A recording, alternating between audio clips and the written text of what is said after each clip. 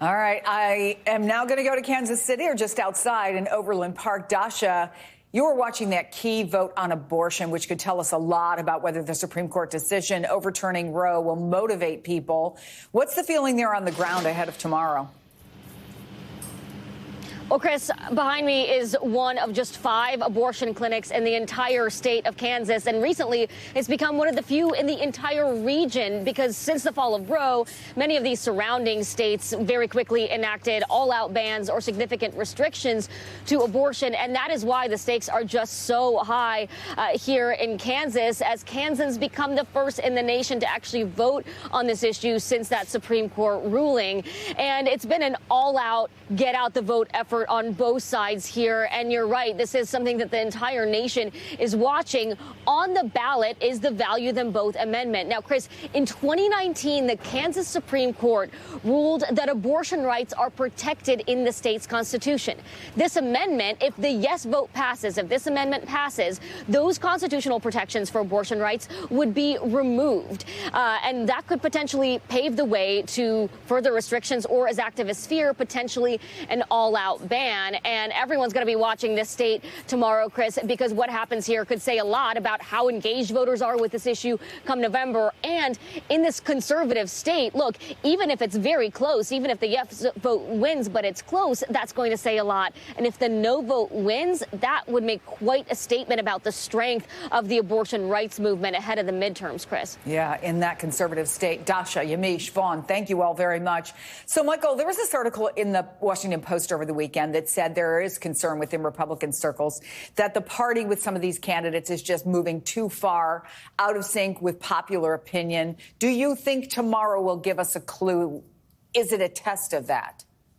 Yeah, and I think a real bellwether for that will be Arizona, as was just laid out. When you look at these races around the country, and particularly those that are on tap for tomorrow, that's going to be a real testament. You see the tension between the Trump acolytes and the party those in the party wanting to move beyond Trump.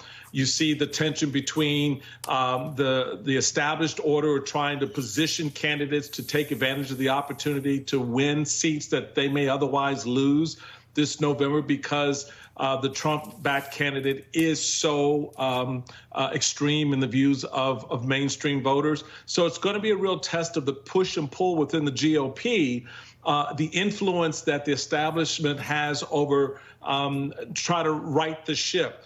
When I was national chairman, I didn't have the same level of struggle against a Tea Party that was trying to, take control and move the party in a particular direction.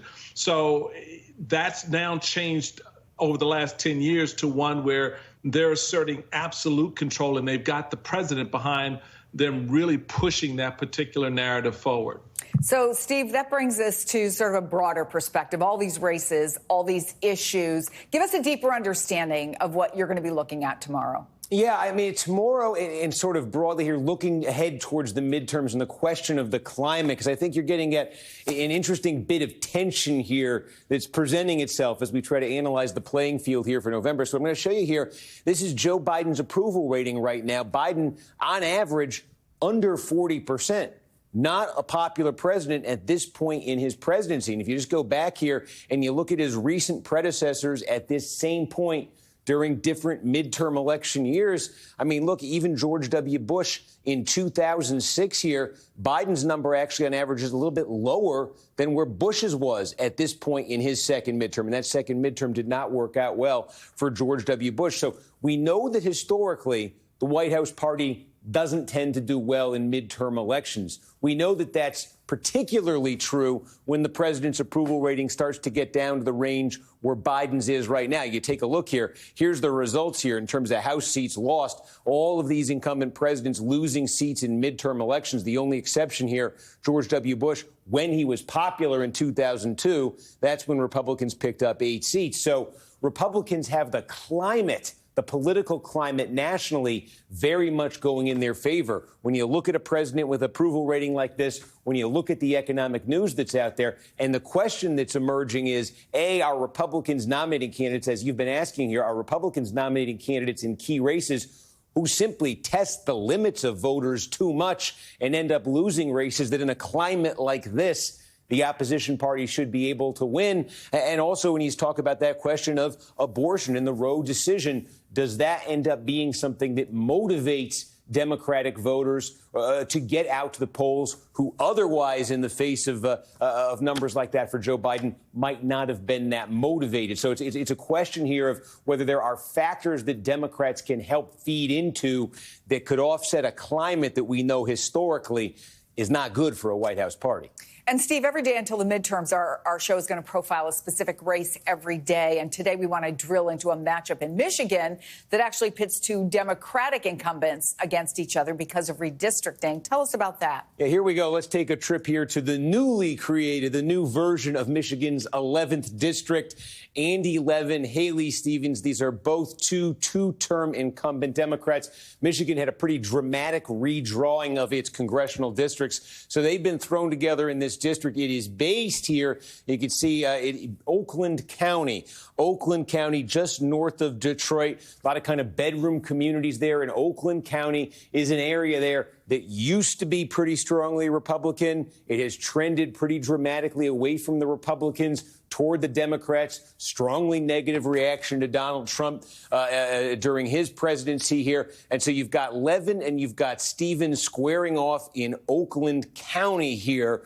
Now, Stevens actually has represented more of this district as it's currently configured. Levin's had a piece of it as well. There was a piece of polling out there there was one piece of polling out there that showed Stevens with an advantage over Levin heading into this thing. If you want to look at it ideologically, Levin has tried to stake out the most progressive territory in this campaign. He's got Elizabeth Warren endorsing him. He's got Bernie Sanders endorsing him. Rashida Tlaib has been campaigning for him. Stevens is somebody who had to run to get this seat back in 2018. She had to run in what was then a very competitive district in Oakland County. She won by about 5 points against a Republican. So I would put her voting record and her posture. She's a pretty liberal voting record, but she's not staked out as progressive a posture as Levin has. So there is a bit of a difference there in how they present themselves. But this is one of those, and you get these in these redistricting years, two incumbents get thrown in the same district.